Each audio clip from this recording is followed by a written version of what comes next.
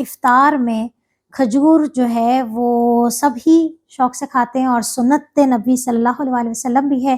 کہ ہمیں کھجور کے ساتھ اپنا افطار کرنی ہے۔ تو کھجور جو ہے بیسیکلی اپنے اندر بے تحاشا فائدے لے کر آتی ہے۔ اگر آپ کا انتخاب اجوا کھجور ہو جاتا ہے تو آپ پھر 2 کھجوریں بھی کھا سکتے ہیں۔ اس کی وجہ یہ ہے کہ اجوا کھجور کا جو گلائسیمک انڈیکس ہوتا ہے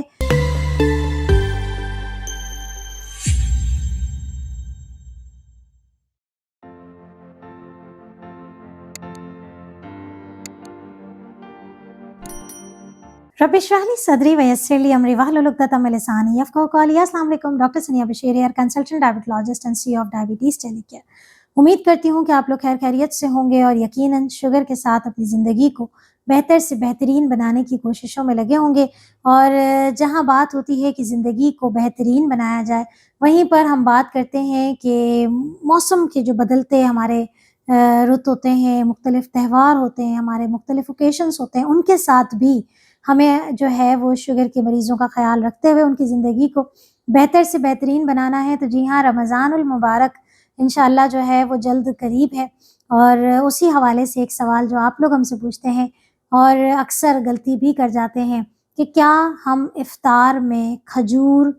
کھا سکتے ہیں؟ اچھا، کھجور تو خیر کھا ہی لیتے ہیں سب، تو امپورٹنٹ بات ہے کہ کون سی کھجور کھائی جا سکتی ہے، کتنی مقدار میں کھجور کھائی جا سکتی ہے، تو اس پہ آج ہم بات کریں گے۔ اور جلدی سے مجھے کمنٹ میں لکھ کے بھیجیے کہ کون کون کہاں کہاں سے ہمیں سن رہا ہے، اور ڈائبٹیز ٹیلی کیئر کی رمضان سیریز میں ہمارے ساتھ رہیے گا، اور کیا کیا جاننا چاہتے ہیں ضرور کمنٹ میں بتائیے گا۔ سو بات ہو رہی ہے کھجور کی، اور یقیناً افطار میں کھجور جو ہے وہ سب ہی شوق سے کھاتے ہیں، اور سنت نبی صلی اللہ علیہ وسلم بھی ہے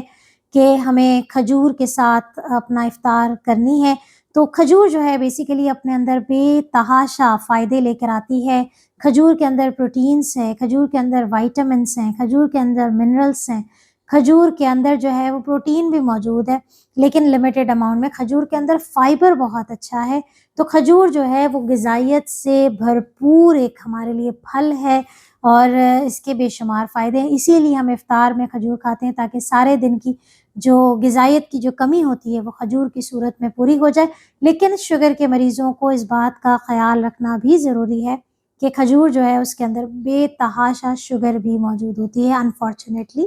کہ کھجور کے اندر جو ہے وہ شوگر کی مقدار زیادہ ہوتی ہے، اور اسے ہم medium to high glycaemic index پہ رکھتے ہیں، یعنی کہ اس کے شوگر بڑھانے کی سطح زیادہ ہے، میڈیم گلائسیمک انڈیکس پہ رکھا جاتا ہے۔ لیکن اس کے باوجود ہم کہتے ہیں کہ آپ کھجور سے افطار کریں۔ تو دیکھیں، اگر آپ کوئی بھی کھجور کھا رہے ہیں تو کوشش کریں کہ آپ ایک کھجور سے زیادہ ایک ٹائم پر نہیں کھانی ہے، پہلی بات ہو گئی۔ دوسری بات یہ ہے کہ اگر آپ کا انتخاب اجوا کھجور ہو جاتا ہے تو آپ پھر 2 کھجوریں بھی کھا سکتے ہیں۔ اس کی وجہ یہ ہے کہ اجوا کھجور کا جو گلائسیمک انڈیکس ہوتا ہے وہ نیچرلی، یہ اس کے اندر جو شوگر بڑھانے کی سطح ہے، جو صلاحیت ہے، وہ کم ہے۔ تو اجوا کھجور کھانی ہے تو 2 کھانی ہے، باقی کھجور اگر آپ کھاتے ہیں تو آپ 1 ایٹ اے ٹائم کھائیں گے۔ اس کے ساتھ ایک بڑی مزے کی بات یہ ہے کہ چونکہ